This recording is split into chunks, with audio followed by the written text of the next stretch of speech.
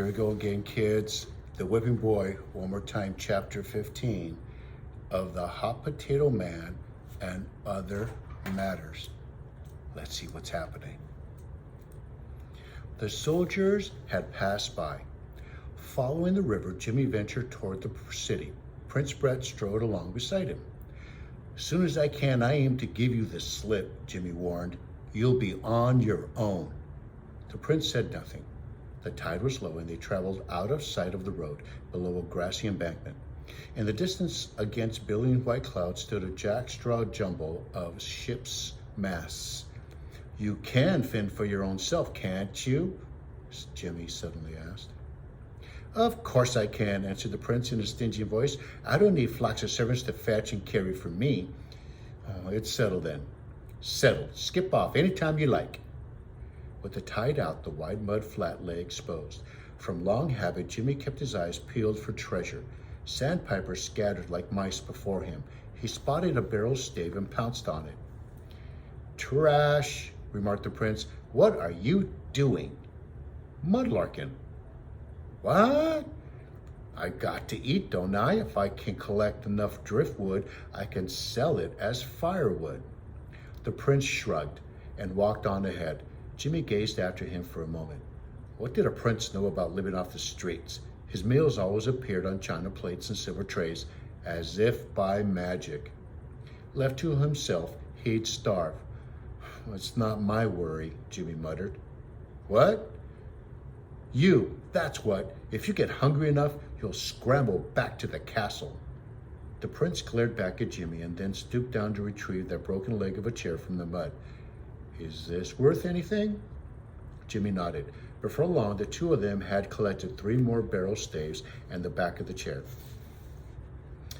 Then Jimmy found something even more valuable to him, a bent and battered birdcage. He could go into business with that. Straightened out, it would hold rats.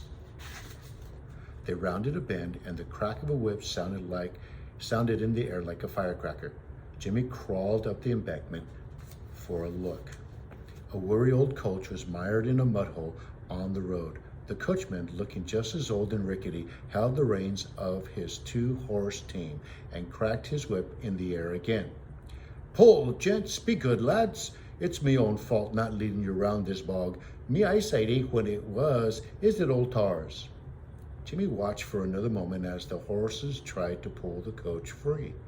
The coach was enameled blue with yellow lettering painted on the door panel.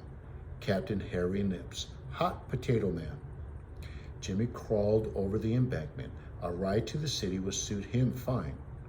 Sir, would you take on a passenger? Here, let me set these barrel staves under the wheels.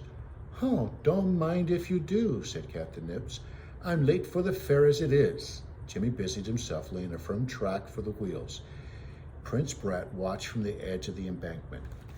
You must be carrying a heavy load, Jimmy cried out. Try again, Captain. The old man cracked his whip. The horses strained and the coach rolled up out of the bog. Hop in, lad. Jimmy opened the door and saw that the coach was heavily loaded with raw potatoes in a huge iron kettle. Jimmy settled himself as best he could and the coach lurched forward. At last, Jimmy thought, you're free of the prince. But he couldn't resist a backward glance. Prince Brett was standing in the center of the road. He dropped his load of driftwood and merely gazed at the receding coach. Jimmy straightened and folded his arms. The prince wasn't his lookout any longer, but he'd stood there like a wounded bird. Blast him!